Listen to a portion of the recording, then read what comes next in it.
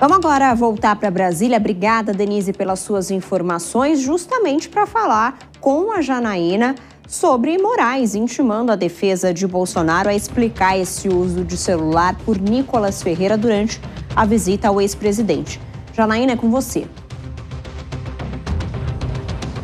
Oi, Vitória, muito boa tarde para você. Pois é, um despacho de há pouco, viu, do ministro Alexandre de Moraes, dando 24 horas para a defesa de Jair Bolsonaro e também para Nicolas Ferreira, o deputado federal, se explicarem por que Nicolas Ferreira estava usando o aparelho celular. Ele foi visto usando o aparelho celular logo depois da visita que ele fez na última sexta-feira ao ex-presidente da República, onde ele estava, né, Jair Bolsonaro ainda estava ali em prisão domiciliar, porque essa imagem foi flagrada ali na frente do portão da casa de Jair Bolsonaro, os dois conversando, e aí Nicolas Ferreira, ele então usa, né, aparece ele utilizando ali o aparelho celular. E uma das medidas cautelares que foi imposta ali a Jair Bolsonaro, né, enquanto ali na prisão domiciliar, a proibição de uso de celular, né, além de redes sociais, de estar ali recolhido em casa, em domiciliar, né, em prisão domiciliar, também não poderia ali utilizar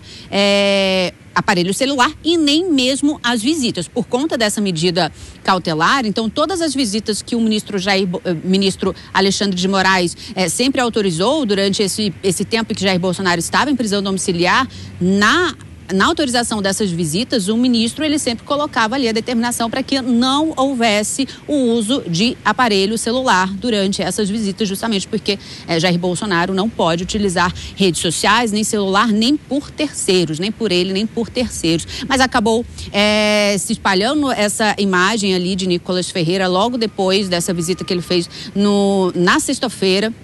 Lembrando que horas depois ali, na madrugada de sábado, o ministro Alexandre de Moraes autorizou a prisão preventiva de Jair Bolsonaro por conta ali de ele tentar violar a tornozeleira eletrônica com um ferro de solda, né? Inclusive, Jair Bolsonaro diz ali, se explicando com relação a essa violação, que ele fez isso por curiosidade, também que ele estava sob efeito de remédios. Mas nessas imagens ali com Nicolas Ferreira, ele aparenta ali estar em normalidade, né, conversando ali com o deputado federal. Então, esse despacho agora do ministro Alexandre de Moraes, a defesa de Jair Bolsonaro tem 24 horas para se explicar e também Nicolas Ferreira tem 24 horas para se explicar. Vitória, eu só vou ler rapidinho aqui o que o ministro disse nessa decisão. Ele disse que autorizou, né, essa visita no dia 11 de novembro, autorizou essa visita para que acontecesse na última sexta-feira, no dia 21, e disse que ao autorizar, ele escreve, ressaltando que todas as visitas devem observar as determinações legais e judiciais anteriormente fixadas, como, por exemplo, a proibição de uso de celular. E aí ele pede ali que os advogados de Jair Bolsonaro se expliquem 24 horas acerca da entrada e utilização de celular na visita realizada por Nicolas Ferreira, apesar da expressa proibição judicial. Então, a defesa de Jair Bolsonaro e também o parlamentar, o deputado federal, tem 24 horas ali para se explicar, viu, Vitória? Com você. Obrigada, Janaína, pelas suas informações. Vamos já repercutir com os nossos comentaristas. João Belucci, esse pedido de Moraes para que a defesa de Bolsonaro explique isso, pode também refletir de alguma forma na prisão atual de Jair Bolsonaro? Quer dizer, pode soar como uma desobediência, já que indiretamente Jair Bolsonaro estaria em contato com o meio eletrônico? Quer dizer, isso pode refletir na sentença dele também? Acho que pode refletir sim por parte do entendimento do Supremo Tribunal Federal, no sentido de que as cautelares impostas teriam sido desrespeitadas. É evidente que há um grande excesso, na minha visão, nas tais medidas cautelares, especialmente essa questão da proibição da comunicação, ou mesmo de revista de carros ali que visitariam a residência. E também há se mencionar essa questão do drone bastante discutível, né, no sentido de um veículo de imprensa colocar um drone ali para fiscalizar, divulgar as imagens. Também é possível se questionar, inclusive, a questão da ética jornalística ali envolvido. Mas eu entendo que o Supremo vai entender dessa forma sim, e pode haver repercussões para o próprio Nicolas, que foi quem lá estava e foi fotografado pelo drone ou divulgadas imagens de que ele estaria com o uso do celular. E somado tudo isso, certamente esses elementos podem ser levados em consideração agora pelo Supremo na análise agora da audiência de custódia, no sentido de alegar que haveria um histórico de descumprimento. Então pode sim haver repercussões para ambos, Jair e Nicolas Ferreira. Gesualdo Almeida, qual tipo de punição pode acontecer para Nicolas Ferreira? Olha, pensando seriamente nesse caso, primeiro, eu acho que em relação ao Bolsonaro nada acontece. A prisão que ele estava à mercê, a prisão domiciliar, já tinha sido revogado e agora ele cumpre prisão definitiva.